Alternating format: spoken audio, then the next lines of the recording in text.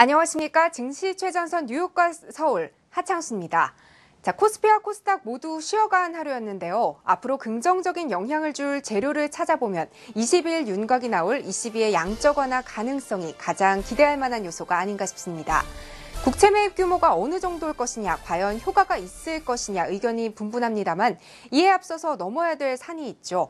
EU의 조약을 보면 ECB와 EU 회원국 중앙은행이 정부에 직접적으로 자금을 조달하는 것이 금지돼 있습니다. 따라서 독일이 유럽 사법재판소에 무제한 국채 매입 프로그램의 합헌 여부를 의뢰했는데요.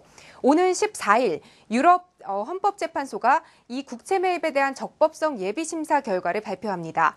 합헌 결정이 나와야지 미국식 양적 완화 추진이 가능해지는데 과연 어떤 결과가 나올지, 증시에 얼마나 영향을 미치게 될지 지금부터 심층적인 얘기 나눠보겠습니다. 예, 안녕하십니까. 시청자 여러분. 증시 최전선 뉴욕과 서울의 이승석입니다. 자, 앞에서도 앵커께서도 이제 언급했다시피 내일입니다. 14일 유럽 최고법원인 유럽 사법재판소가 이제 ECB의 국채 매입의 적법성 여부에 대해서 이제 1차 판결을 내릴 예정입니다.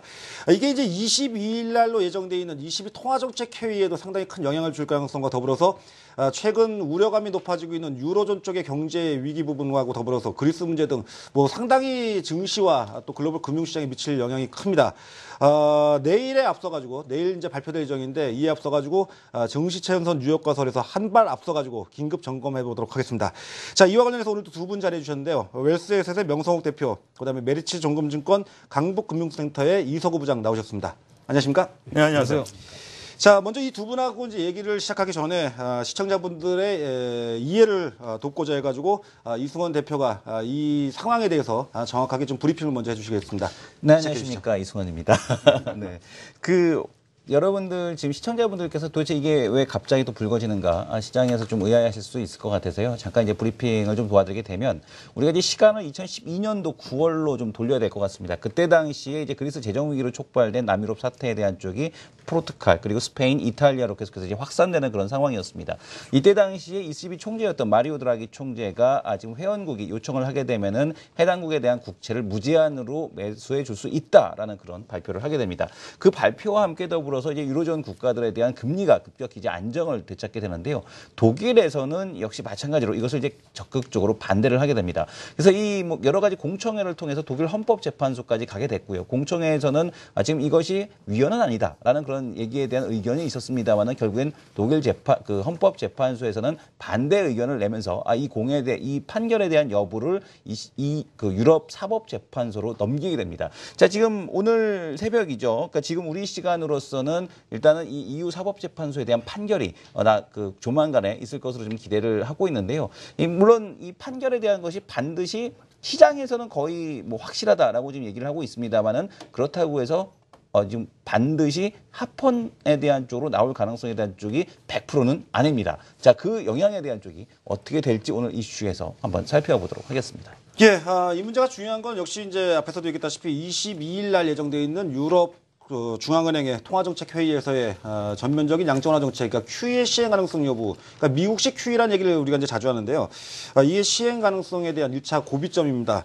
이와 관련해가지고 이제부터 본격적으로 좀 얘기를 나눠보도록 하겠습니다. 자, 두 분과 이제 얘기를 좀 나눠봐야겠는데요. 어느 분이 좀 포문을 열어주실까요? 예, 제가 먼저 간단히 말씀드리는데요. 요번에 이제 유럽 사법재판소의 그 국채 매입 프로그램 여기에 대한 이제 그 위헌 여부 뭐 이런 부분에 대해서 이제 내일 발표가 됩니다.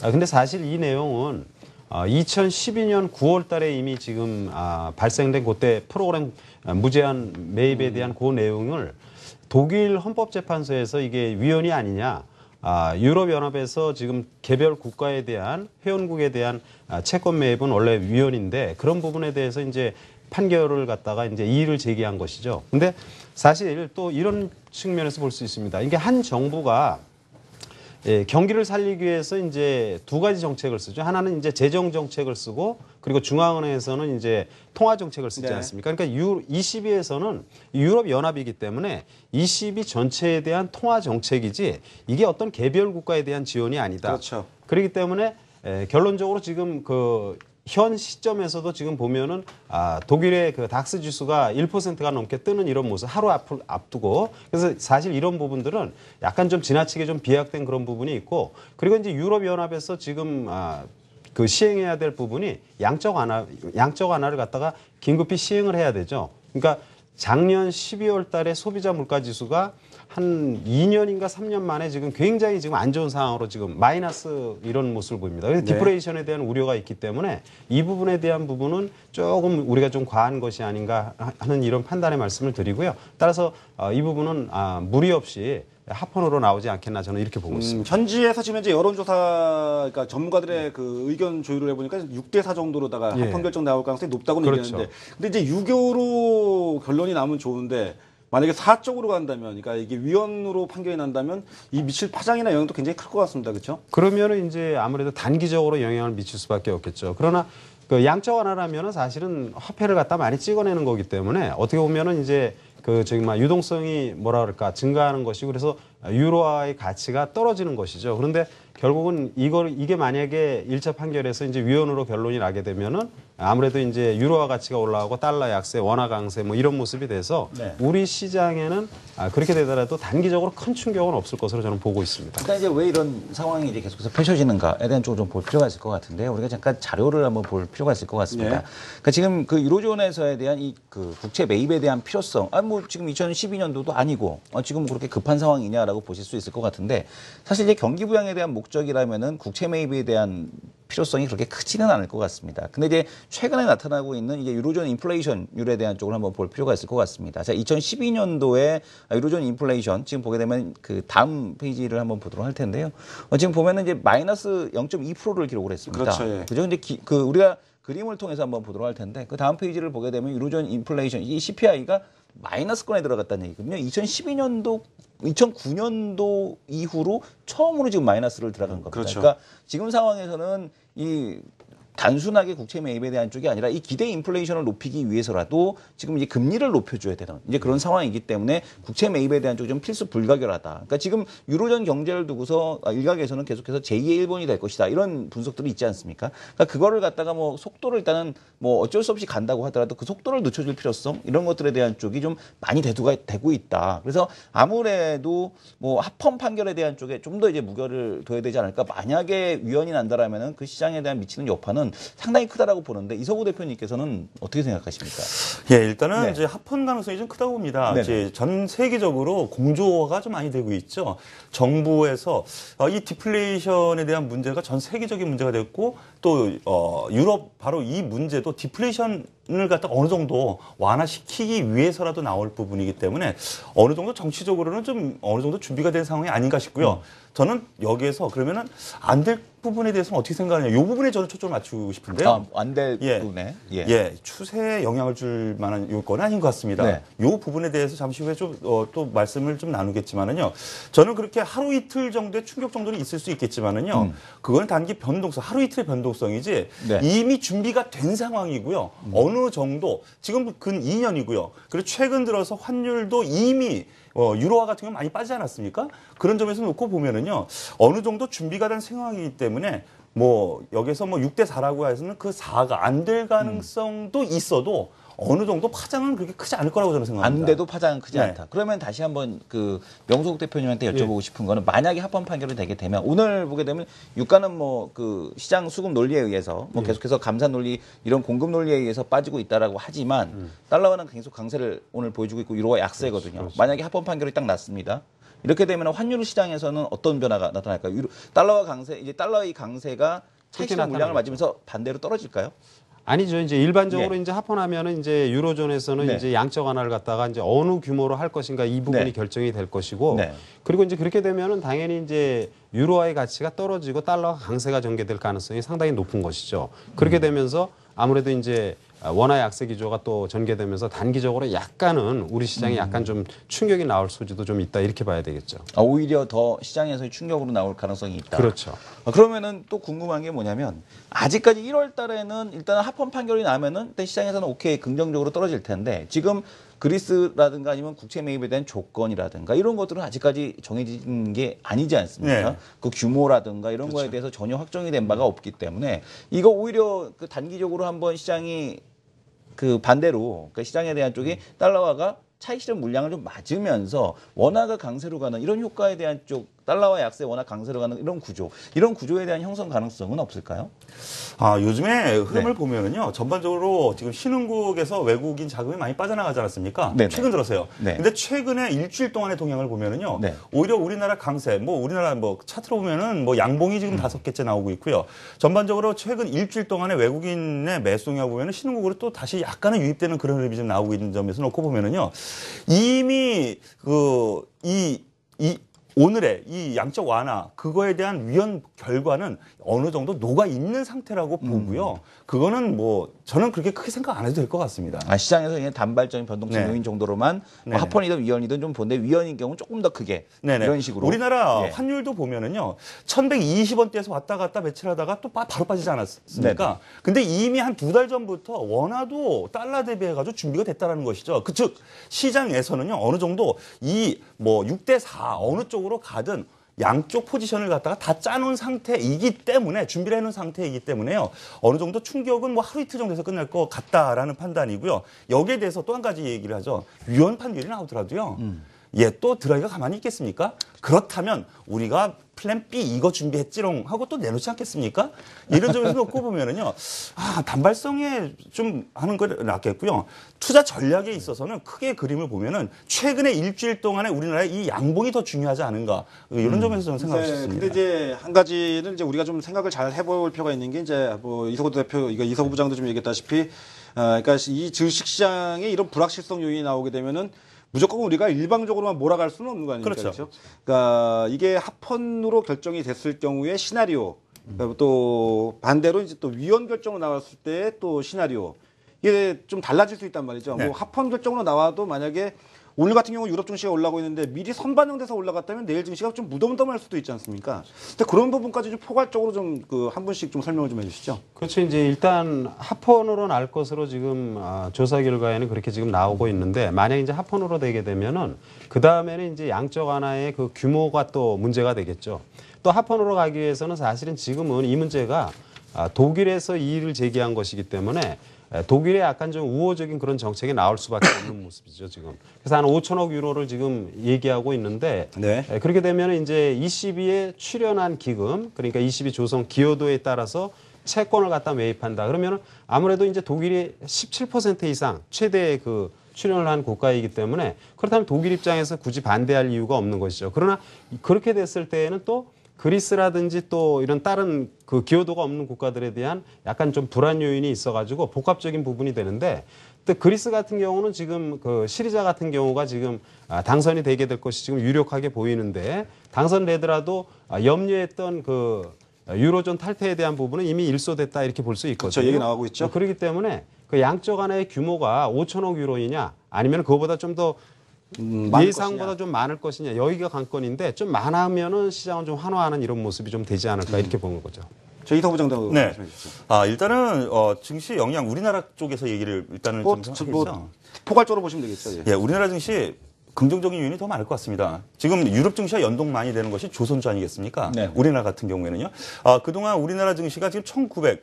근데 지금 종목별로 보면은 대형주에서도 좀 가는 종목 간단 말이죠. 그렇게 놓고 보면은요. 키 맞추기 완화가 되면서 어느 정도 완전권은 지수가 좀 분명히 들어올 것이기 때문에 긍정적인 요인은 분명한 것 같습니다. 미리 선반영했다라기보다는 우리나라가 선반영한 게 뭐가 있겠습니까? 그동안. 그런 점을 놓고 보면은요. 불확실성. 되든 안 되든 불확실성이기 때문에 지금 일리 갈까 저리 갈까 불안한 거죠.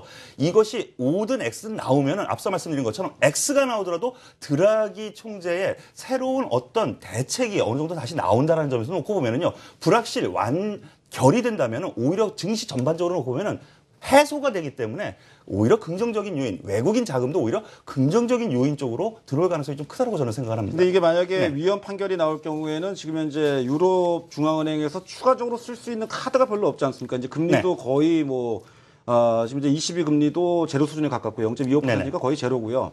그다음에 전면적인 QE 실행이 좀 힘들어진다면은 다음번에 내놓을 어떤 경기 부양책 카드가 글쎄 과연 뭐가 있을까요? 솔직히 거기에 대해서 드라기 총재가 상당히 머리를 좀 많이 썩을 것 같습니다. 그런데 저도 거기에 대해서 개인적으로 드라기 총재하고 친분이 있으신가 봐요. 자주 얘기해 주시네요. 근데 저도 거기에 대해서 플랜 B가 과연 뭐가 나올까 생각을 많이 해보긴 했는데요. 예. 특별한 건 없습니다. 제로금리죠. 돈을 뿌릴 수밖에 없는 상황이기 금리를 더 때문에. 낮출 수 있다. 아니요. 더 낮춘 게 아니라 이미 제로금리이기 때문에요. 이미 거의 바닥에 있는 금리이기 때문에 채권 매입이라든가 아니면 그 이외에 다른 방법이 없기 때문에 여기에서 그렇다면 위원회 안 되면서 채권 매입할 수 있는 방법은 또 뭐가 있을까? 지금 세계기구가 있지 않습니까? 거기에서 또 하나가 마련되지 않을까라는 것이 저의 생각이고요. 감히 여기서 말씀드릴 수는 없을 것 같습니다. 네. 예, 알겠습니다. 또 마지막으로 또 하실 말씀 있으십니까?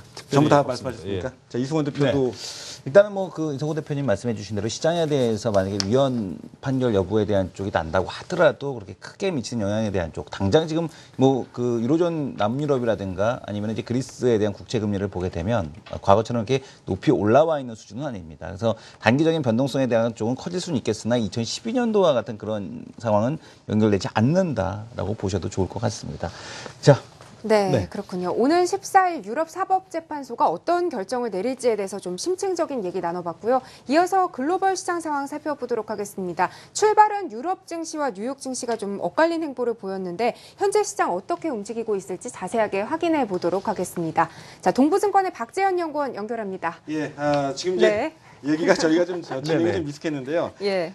지금 그러니까 이번 그 이슈와 관련돼 가지고 좀 종합적으로 좀 결론을 좀 내리고 넘어가도록 하겠습니다. 일단 두 분 오늘 패널 분들의 얘기를 좀 종합해서 본다면은 일단 유로존 쪽에 이번 22 사법재판부의 그 결정은 합헌 가능성이 좀 유력할 것으로 전망을 하고 계시고 설령 반대로 위헌 판결이 나올 경우에 그 증시에 미치는 파장과 충격이 이렇게 강하지는 않을 것으로 봅니다. 그러니까 1차적으로 뭐 한 번 정도의 뭐 단기적인 조정은 있을 수 있겠습니다만 큰 그림에서 본다면 역시 뭐 증시가 뭐 강력한 이 문제로 인한 조정의 우려감은 높지 않다라는 것이 대체적인 의견인 것 같습니다. 어쨌든 뭐 이 문제가 내일 있어서도 굉장히 뭐 중요한 부분이다 보니까 오늘 긴급하게 저희가 좀 이슈로 다뤄봤는데요. 일단 우리 시청자분들의 그 이해 부분 이 부분이 굉장히 중요하다는 부분은 좀 염두에 두시고 내일 투자하시는데 참고하시기 바랍니다. 자, 여기서 지금 현재 미국 증시 쪽하고 유럽 증시 쪽 분위기가 상당히 좋은 것 같은데요. 글로벌 시황센터를 연결해가지고 자세한 현재 시황 상황 살펴보도록 하겠습니다. 자, 박재현 연구원 나와주시죠. 네, 글로벌 시황센터 박재현입니다. 네, 아까 방금 말씀 주신 것처럼 미국 증시 상당히 좋게 움직이고 있는데요. 역시 좀 전에 말씀 주신 것처럼 ECB에서 이제 뭐 합헌 결정이 나오느냐 마느냐에 대한 이야기가 있는데 충분히 좋을 것으로 생각을 하고 있습니다. 근데 이것보다는 이제 독일의 도매 물가 지수 등 다른 소비자 물가 지수 등도 나쁘게 나오고 있어서 ECB가 아무래도 다음 미팅 1월 22일에는 유로존에 좀 돈을 넣어라라는 이야기가 있겠죠. 그래서 이 영향으로 인해서 미국도 상당히 좋다라고 보여지는데 그렇다면 다우지수 어떻게 흘러가고 있는지 한번 살펴보겠습니다. 다우존스 1.32% 상승하고 있습니다. 17,874.25포인트고 233포인트 큰 폭으로 상승하고 있습니다. 다음 나스닥 보겠습니다. 나스닥은 1.70% 더 많이 상승을 하고 있습니다. 4,744.05포인트 지나고 있습니다. S&P 500 지수입니다. S&P 500 지수는 1.18% 상승하고 있습니다. 2,052.33포인트 지나가고 있습니다. 다음 유로 지수도 한번 살펴보겠습니다. 영국의 FTSE 지수부터 한번 볼 텐데요. 0.70% 상승하면서 6,547.46포인트 지나가고 있고요. 프랑스 카크 1.83% 역시 큰 폭으로 상승 중입니다. 4,305.66포인트 지나가고 있습니다. 독일 닥스 마지막으로 보겠습니다. 9,961.46포인트 지나고 있는데요. 1.83% 역시 프랑스 카크와 비슷하게 큰 폭의 상승을 보여주고 있습니다. 네, 글로벌 시황센터였습니다. 네, 글로벌 증시 전반적으로 상승세로 돌아선 모습이었는데요. 자, 유가 하락에 대한 우려가 여전합니다. 유가 상황은 어떤지 또 확인을 해보도록 하겠습니다. 유한타증권 국제부 김강남 연구원 연결합니다. 안녕하십니까? 네, 안녕하세요. 네, 오늘도 짚어볼 점들이 많은데요. 어떤 것들 꼽아주시겠습니까? 먼저 경제 지표부터 말씀드리겠습니다. 금일은 영국의 12월 소비자 물가 지수 발표가 있었습니다. 전년도 대비 0.5%로 2000년 이후 최저치를 기록하였는데요. 이는 영국 중앙은행의 목표치인 2%를 크게 하회하는 수준이어서 올해 상반기 예상되고 있던 영국의 금리 인상이 2016년 하반기 이후에나 가능할 것으로 시장은 전망하고 있습니다. 그렇군요. 이번에는 환율과 선물 시장도 한번 살펴보도록 하겠습니다. 현재 상황 어떻습니까? 네, 먼저 통화 시장에서는 전일에 이어 유로화 약세, 달러화 강세가 지속되고 있습니다. 유럽 중앙은행이 유로존 경제 회복을 위해 국채 매입 방식을 통한 양적 완화 정책을 다음 주 발표할 것이라는 관측이 유로화에 영향을 주고 있습니다. ECB의 한 정책위원은 국채 매입을 포함한 양적 완화에 대한 논의가 ECB 내에서 상당히 진전되었고 이달 중으로 최종 결론을 내릴 수 있을 것으로 전망했다는 소식입니다. 만일 22일 예정된 이번 통화정책회의에서 즉각적으로 양적 완화 시행은 결정되지 않는다고 하더라도 최소한 양적 완화 프로그램 세부 내역은 공개될 것으로 시장은 전망하고 있어 유로화 약세는 당분간 지속될 것으로 전망됩니다. 금일 유로화는 전일 대비 0.6% 하락한 1.1777에 호가되고 있습니다. 그리고 국제유가는 5년 9개월 만에 45불선이 붕괴되었습니다. 주요 투자은행들이 원유 가격 전망치를 잇따라 하향 조정했다는 소식이 있는 가운데 아랍에미레이트가 감산 불가 방침을 재차 확인함에 따라서 유가는 오늘도 하락세를 보이고 있습니다. 오펙 내 5위의 산유국인 아랍에미레이트 석유 장관은 유가가 불안정한 상태를 이어가더라도 2017년까지 하루 350만 배럴로 생산량을 증대한다는 방침은 변경되지 않을 것이라고 전했습니다. 또한 셰일 오일 생산량이 줄어들지 않는 이상 감산은 없을 것이며 저유가가 향후 5년 이상 지속되더라도 오펙은 이를 견딜 수 있다는 강한 자신감을 보였습니다. WTI는 현재 전일 대비 1.2% 하락한 45불 50센트에 호가되고 있습니다. 유한타증권 국제부의 김강남 연구원과 함께했습니다. 고맙습니다. 네, 감사합니다. 네, 상승세를 보여주고 있네요. 근데 뭐 시장에 대한 쪽은 상승세가 지속이 되고 있습니다. 특히 이제 그리스 증시가 이제 4% 넘는 그런 상승세를 보여주고 있고요.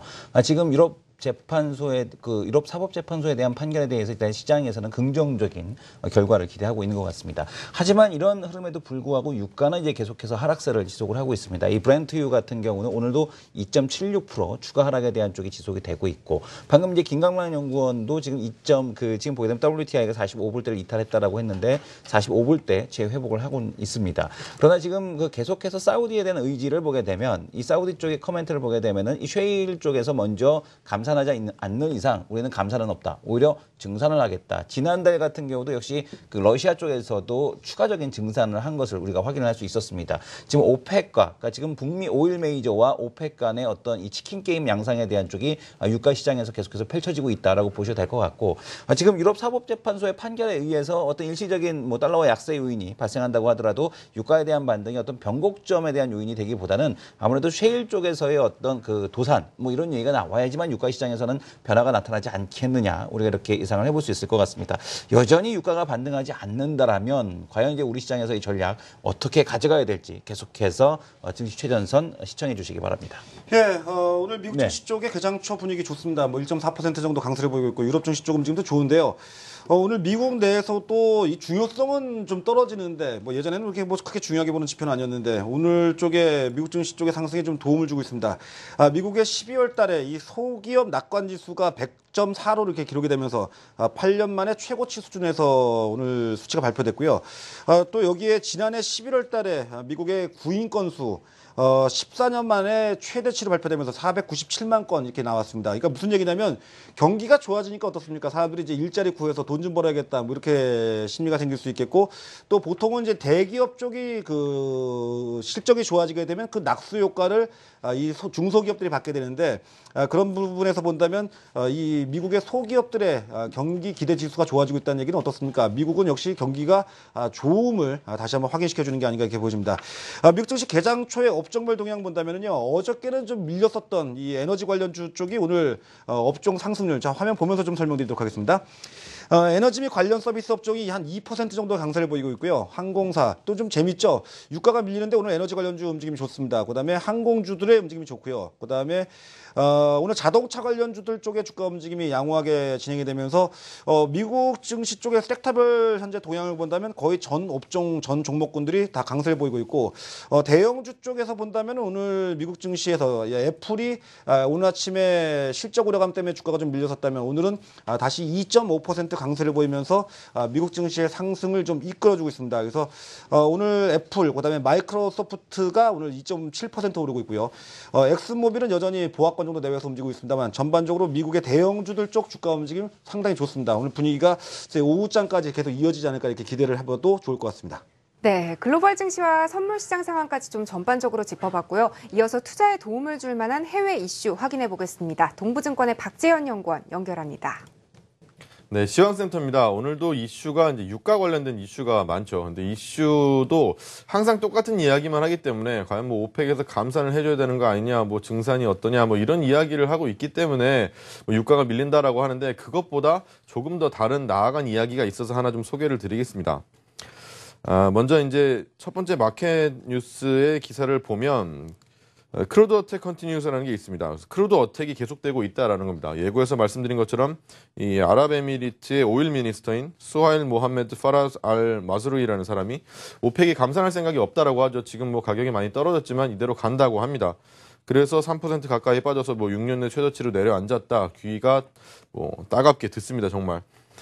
근데 오펙의 생산량이 사실 뭐 큰 변화가 없지만 넌 오펙이 더 문제입니다. 오펙이 아닌 국가들이 더 문제이기도 한데 유가가 하락하면서 뭐 브라질이니 미국이니 캐나다니 이쪽에서 석유를 생산하는 곳에서는 이제는 운용 자금이 조금 문제가 생긴 겁니다. 그래서 밀어내기 판매를 크게 늘리고 있는 거고요. 사실 그 양도 상당히 많이 늘어나고 있습니다. 뭐 폭발적인 증가라는 리포트를 보긴 했지만 뭐 폭발적이라기보다는 한 10% 이상 늘긴 했습니다.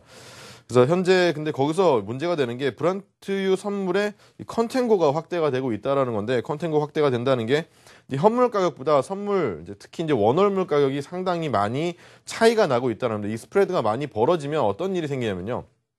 현물을 지금 사서 이제 뭐 선물로 팔아버리는 겁니다. 그래서 현물을 지금 사서 잠깐 저장을 해서 뭐 유조선이 이런 데 띄워놨다가 선물로 팔아버려도 중간에 아비트리지 이익이라고 그러죠. 차익거래를 충분히 실현할 수 있다라는 건데 그래서 이게 가능해진다라면 잠시 원유를 보관할 유조선 수요만 늘어나고 있는 거고 이 콘텐고 상태가 좀 완화가 돼야 유가도 다시 반등할 수 있는 그런 기미가 보이지 않을까 합니다.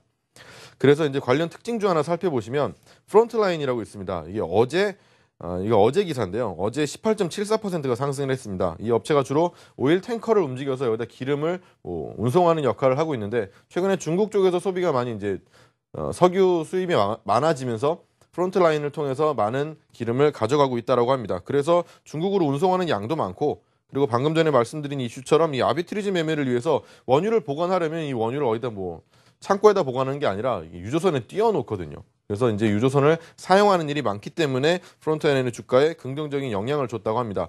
오늘은 좀 밀리고 있습니다. 워낙 많이 올랐기 때문에 오늘은 한 7% 정도 밀리고 있는데 5일치로 봤을 때는 한 20% 정도 올랐고요. 그리고 한 달치로 볼 때 80%, 세 달로 보면 200%가 넘게 상승을 했습니다. 이런 것도 뭐 앞으로도 뭐 어떻게 움직일지 모르겠지만 유가 관련해서는 이런 운송하는 업체들이나 뭐 이 석유를 보관할 수 있는 업체들의 주가도 한번 같이 살펴보시면 좋을 것 같다는 생각이 듭니다. 네, 시황센터 오늘 여기까지 하겠습니다.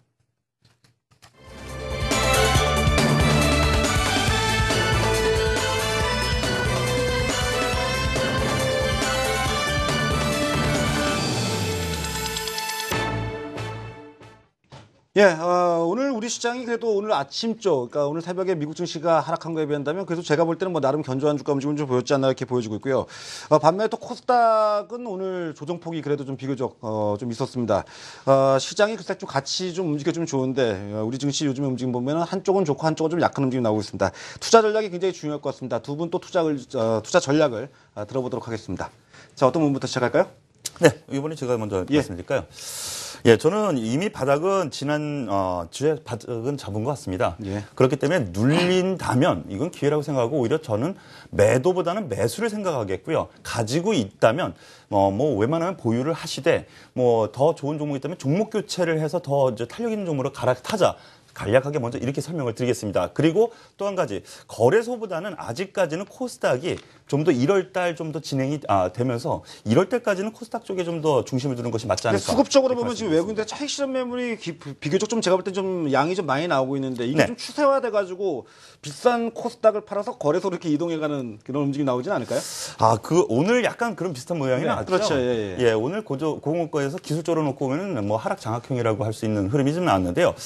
그런 흐름은 좀 단기적인 거 그렇습니다. 작년 1월 달에도 그렇고요. 재작년 1월 달에도요.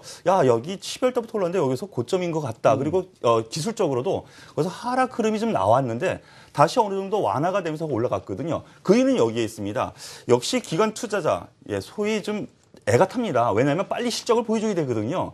그렇기 때문에 중장기적으로 접근하는 외국인 같은 경우는 뭐 대형주 사 들어가겠지만은요. 기관 같은 경우는 아직까지 1월 달에서 좀 실적을 좀 더 좀 보여주기 위해서 코스닥 종목에 좀 집중하는 흐름이 최근에 나오기 때문에 이쪽이 좀 더 이어질 가능성이 크다라고 놓고 보는 겁니다. 그러면 2013년도도 580포인트 근처, 588.54였고요. 코스닥 그 지수의 고점이. 그리고 이제 작년 같은 경우도 그 근처에서 지금 주가가 무너졌거든요. 네네네. 오늘도 보게 되면 그 580포인트 근처에서 이 차익 실현 물량이 나오는 이런 모습을 네. 보여줬는데 그럼에도 불구하고 그러니까 오늘도 앞에서 말씀 주신 것처럼 그런 조짐이 나타났다라고 말씀을 주시지 않으셨습니까? 네네네. 그러면은 이게 지금 코스닥이 작년, 재작년 고점을 뚫고 올라가게 되면 이게 지금 몇 년째 박스권에 대한 쪽을 돌파하는 건데요. 네네. 이런 흐름이 가능하다라고 보시는 겁니까? 아니면 그냥 1월 효과가 조금 더 지속이 될 수 있다 정도로만 보시는 겁니까? 가능성은 열어놔야 될 것 같습니다. 가능성, 랠리 가능성이요? 코스닥 쪽에서의? 네. 가능성은 예. 좀 열어놔야 될 것 같습니다. 그 이유 여러 가지 말씀을 드릴 수 네. 있겠는데요.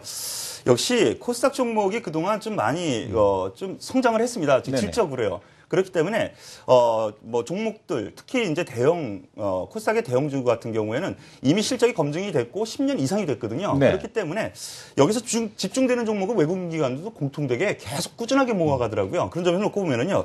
지금 5년 넘게 뭐 5년이 뭡니까? 아주 장기적인 박스권인데 이번에 돌파할 가능성도 염두에 두고 글쎄요. 대형주가 가는 장이 있더라도 코스닥 종목 어느 정도는 비중을 가져가는 것이 맞지 않을까 싶습니다.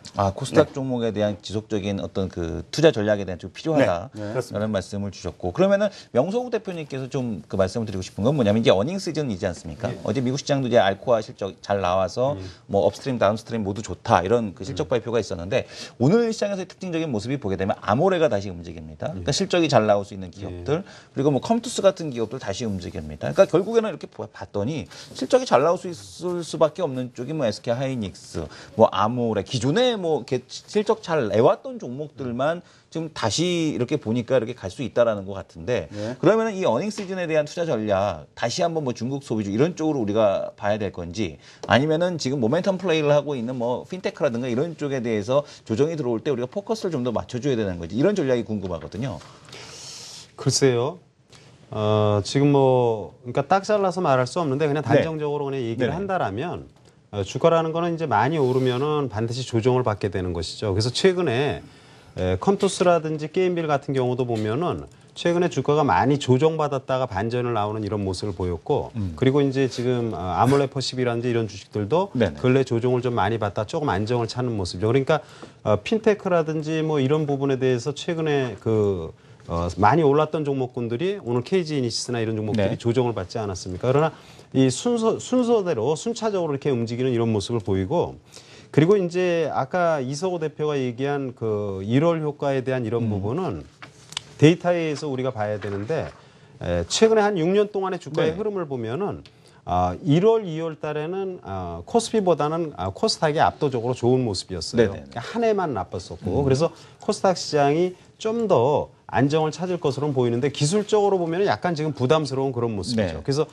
단기적으로는 일단 거래소 시장이 단기적으로는 조금 안정을 찾고 코스닥은 약간 좀 조정을 받는 이런 모습으로 보고 있습니다. 근데 이 코스닥을 제가 이제 이 밸류에이션 잣대로다가 되는 건 좀 어떻게 보면 좀 어불성설일 수도 있겠죠. 그렇죠. 왜냐하면 이게 꿈을 가지고 또 성장 개념의 시장이다 보니까 뭐 PBR, PER로다가 잣대를 들이대는 건 어려운데 요즘 이제 거래소는 1900포인트가 뭐 PBR 1배네 또 아니네 뭐 이런 얘기 논란이 좀 뜨겁지 않습니까? 코스닥 증시가 요즘 시장에 많이 올라왔는데 밸류에이션 쪽으로 본다면 어떻습니까? 그러니까 아직도 여전히 가격 메리트가 있겠다고 보십니까? 아니면 좀 많이 올라왔다고 좀 가격 부담을 느껴야 되는 구간까지 올라와 있는 코스닥 전체적으로 보면은 밸류에이션 자체로 보면은 조금 약간 과한 거죠, 사실은. 이런 문제는 사실은 예전에 뭐 이렇게 시점을 갖다가 어떻게 얘기하기는 뭐하는데 한 뭐 2000년도도 그렇고 항상 과거에도 보면은요. 밸류에이션 가치로 보면은 거래소에 있는 기업들이 상대적으로 굉장히 저평가돼 있죠. 싸죠, 항상. 예. 네. 그 코스닥을 보면은 뭐 퍼가 뭐 50이 됐던 뭐 막 70이 됐던 뭐 이건 상상할 수 없는 그런 모습을 많이 보이는데 그래서 주식 투자가 어려운 거죠. 항상 위험하다고 생각하는 이론적으로 위험하다고 생각하는 그런 부분에서도 성장성을 빌미로 해가지고 계속 올라가는 모습이니까 이 펀더멘탈적인 측면하고 실제 주가의 흐름하고는 약간 좀 틀린 모습이 근데 나옵니다. 세계적인 그 추세가요. 네네. 과거에 인터넷 관련주 하면은 야 말씀하셨던 것처럼 뭐 100배, 200배가 나와서 이거 과연 뭐 그래서 네네. 완전히 허물어지지 않았습니까? 2000년도에요. 대표적인 게 아마존이죠. 예. 예. 근데 최근에 한번 보십시오. 미국이 일어나면서 끌고 간 것이 말씀하셨던 아마존이라든가 네네네. 아니면 페이스북 막 네. 푹 눌렸다가 실적이 검증이 되니까 올라가지 않습니까? 그렇죠. 최근 들어서 보면 거래소로 옮겼지만은 네이버 올라가는 거래소입니다. 네. 다만 지금 아직 코스닥에 남아 있는 다음 같은 경우 또 거대 네. 공룡이 됐잖아요. 카카오랑 같이 네. 합병이 되면서 이런 점에서 놓고 보면은요. 꿈만 가진 것은 아닌 흐름이 지금 최근에 외국 미국에서도 나타나고 있기 때문에 뭐 중국도 마찬가지죠. 알리바바. 예, 그런 종목들이 대부분 포진되어 있는 이 코스닥 같은 경우 좀 아직은 여유가 좀 있는 상태라고 보는 것이 맞지 않을까 싶습니다. 근데 왜냐하면은 사실 거래소 같은 경우는 2007년도 고점을 넘어 그 근처에서 놀고 있는 거고 네. 코스닥 같은 경우는 2007년도 고점이 800포인트지 않습니까? 네. 그러니까 우리가 뭐 2000년도 그 고점이 아니더라도 2007년도 고점까지에 대한 도달 가능성. 그러니까 상대적으로 지금 중국 증시도 올라오고 있는데 뭐 코스닥에 대한 그 이 정도에 대한 상승까지도 이석우 대표님께서는 열어두시는 겁니까? 예, 가능하다고 봅니다. 아 가능하다라고 네. 봅니다. 네. 800포인트도 가능하다고. 예. 네네. 네. 아 이 확실하시군요. 말에 책임지셔야 됩니다. 아 멋있습니다. 자, 알겠습니다. 그렇다면 이제 우리가 이제 지금 이제 아까도 얘기했다시피 저희가 이제 코스닥을 중심으로 말씀드리는 이유는 이제 오늘 미국 증시 쪽의 움직임도 좋고 하니까 뭐 내일 거래소 쪽은 좀 움직임이 좀 괜찮을 것 같아요. 근데 문제는 이제 코스닥 쪽에 조정이 나오니까 또 조정을 보이게 되면 이 코스닥 종목의 변동성이 크지 않습니까? 오늘도 뭐 KG 이니시스 같은 이런 뭐 좀 좋았던 종목들 오늘 변동성 크면서 밀리거든요. 네. 자, 그렇다면 이번 조정 구간을 활용해 가지고서 오히려 주식을 매수를 해봐도 되는 건지 아니면 그렇지 않고 조금 더 코스닥은 좀 기다려야 되는 건지 어떻게 보셔야 될까요? 사실 이게 이 포괄적으로 말하기는 굉장히 어렵죠, 사실은. 왜냐하면은 지수가 조정받을 때에도 항상 말씀드리지만 종목별로 다 틀린 것이니까요. 그래서 그런 부분에 대해서는 뭐 단정적으로 말할 수는 없는데 아무튼 뭐 제가 볼 때는 지금 충분히 매수하면서 이제 안정적인 수익을 낼 만한 종목은 충분히 나오니까요. 많이 올랐던 종목 오늘 같은 경우는 이제 장중에 한 7%, 8% 올랐던 종목이 마이너스 5%로 내린 종목군도 사실 많습니다. 그런 종목군들은 장대 음봉의 모습이 나와서 단기적으로는 뭐 이식 매물이나 이런 것들이 나왔다고 볼 수 있기 때문에 그런 것들은 좀 경계해야 되고 그러나 살펴보면은 지금도 역시 매력적인 이런 종목군들은 상당히 많기 때문에 종목별 선별을 갖다가 잘 해야 되겠죠. 아니 근데 왜냐하면 이게 코스닥이 뭐 KG이니시스 5% 조정이지 않습니까? 예. 근데 이게 큰 폭이라고 볼 수도 없어요. 왜냐하면 오늘 거래소 같은 경우도 보면 SDS가 8.65% 빠졌고요, 제일모직이 6.4% 빠졌고 현대위아가 4.4%. 뭐 지금 지금 보게 되면은 이 현대글로비스 같은 경우는 쪼만한 가격 제한폭 하락폭까지 지금 하락하지 않았습니까? 오히려 요즘에 거래소가 오늘 뭐 현대모비스 같은 경우 뭐 11.5% 이렇게 올라가는데 코스닥보다도 훨씬 더 투기적인 형태에 대한 모습을 보여준다라는 게 지금 보게 되면 어떻게 보게 되면은 코스닥이 좀 더 안정적이다 이런 생각이 드는 그런 생각이 들더라고요. 네. 그 어떻게 생각하십니까? 이 거래소 지금 이런 등락 속에서 우리 시청자분들께서는 보유하는 전략이 그래도 맞는 건지 이게 뭔가 이 엄청난 등락 속에서 이게 뭐 줄이고 물량 줄이고 이런 게임이 가능한 건지 궁금하거든요. 왜냐하면 이 GS건설 같은 경우는 안 줄였더니 10년 최저점을 가고 있습니다. 그렇죠. 이거 어떻게 해야 되는 겁니까 도대체 우리 시청자분들은? 좀 실적 기반이 안정화가 됐다라는 게 검증, 즉 기관 투자가도 겁내고 있어요 지금요. 네네. 검증이 안 된 종목은요 건드리지를 않고요. 네. 조금만 뭐가 나오면은 소위 숏이 나오죠. 네네. 그렇기 때문에 미리 버리기 때문에 뭐 한가가 하는 흐름이 나오고 있는데 잠깐 차트 한번 저는 보고 싶은데 네. 차트 볼 수 있을까요? 겁먹지 마십시오. 제가 보여드리는 거 한번 보시죠. 저 바로 이 부분입니다.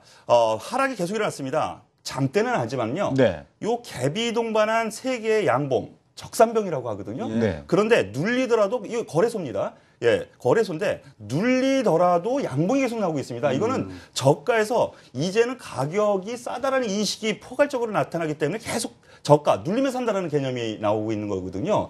그렇기 때문에 지수 전반적으로 놓고 보면은 코스피 그렇게 겁먹을 자리는 아닌 것 같습니다. 그렇기 때문에 전반적으로 놓고 보면은 보유 혹은 저점 매수인 관점이 맞는 것 같고요. 여기서 한 가지 힌트 드리죠. 20이 그걸 그 문제로 인해서 어느 정도 해외에서 급등세가 나온다라면은 역시 조선주, 뭐 조선주도 지금 최근에 많이 박살나지 않았습니까? 네. 예, 여기에서 힌트를 좀 얻어서 좀 갈아타는 흐름도 좀 그쪽으로 저가 매수를 좀 진입하는 전략도 하나 제시가 될 수 있다 이렇게 말씀을 드릴 수 있겠고 코스닥 잠깐 차트 한번 또 하나 간략하게 보겠습니다. 네, 보시죠.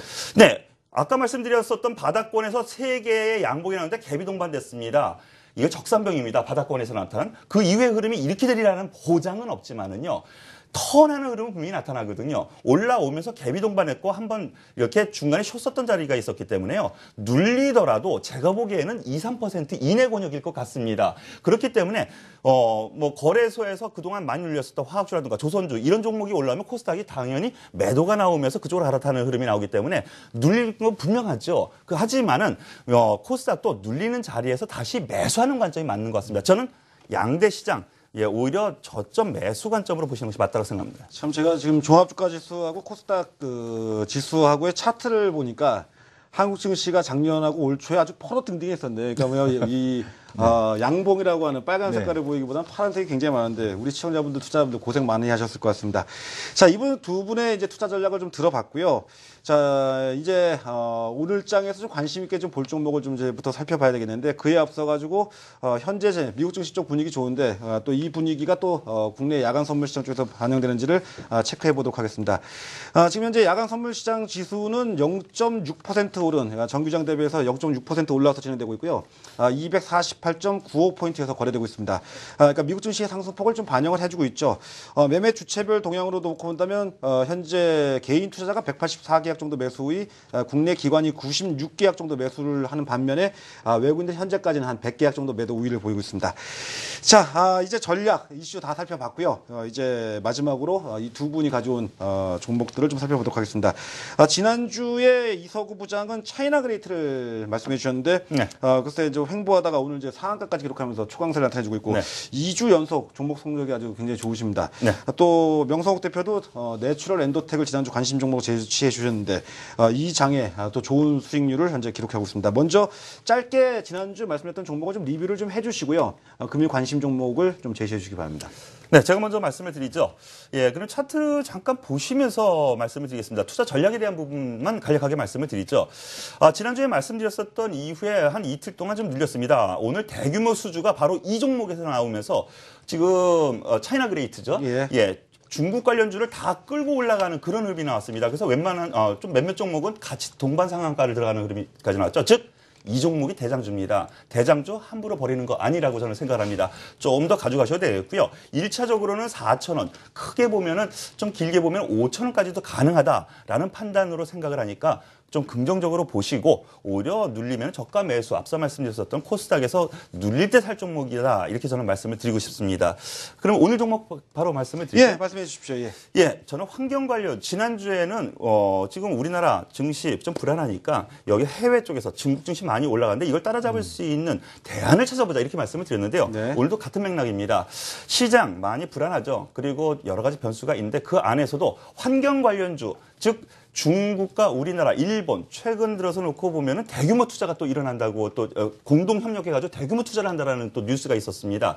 이런 점에서 놓고 보면은 이 환경 관련주 최근에 기관의 매수가 좀 많이 들어오고 있는데요. 그 중에서 세 가지 종목을 제가 좀 말씀을 드릴 텐데, KC 그린홀딩스, 인선 ENT, 휴캠스 이 세 종목입니다. 그 중에서도 좀 대장격의 노력을 좀 경주를 할 수 있는 종목이 KC 그린홀딩스인데요. 바로 그 종목을 오늘 좀 말씀을 드리겠습니다.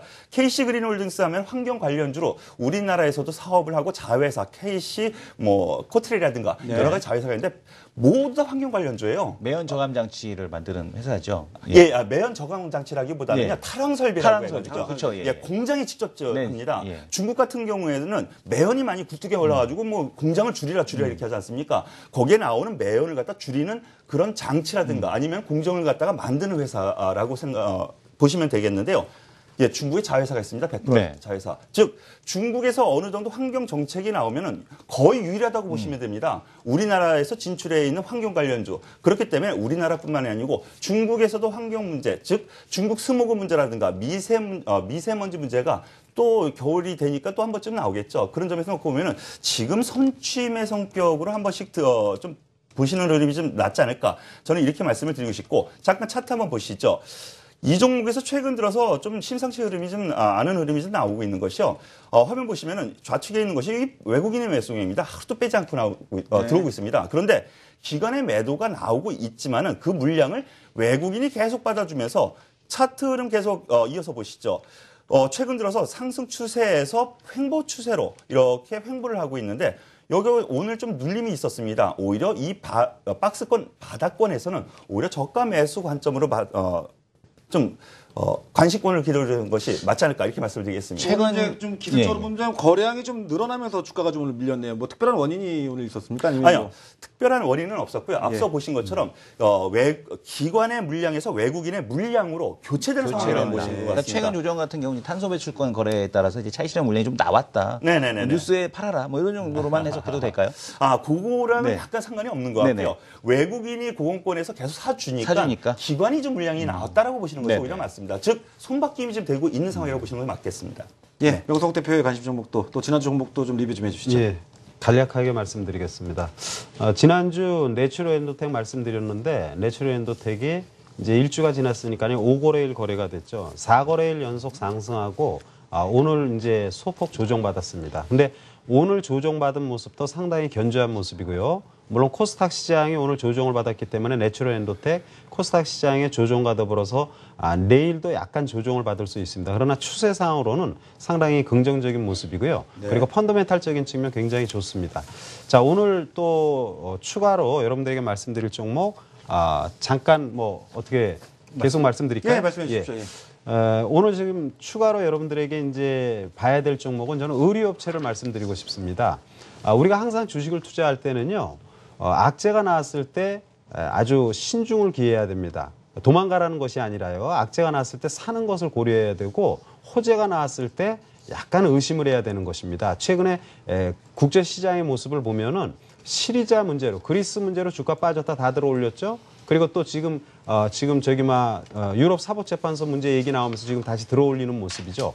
그래서 제가 왜 이 지금 말씀을 드리냐 하면은 의류업체들이 1월 8일 날 주가가 급락을 했습니다.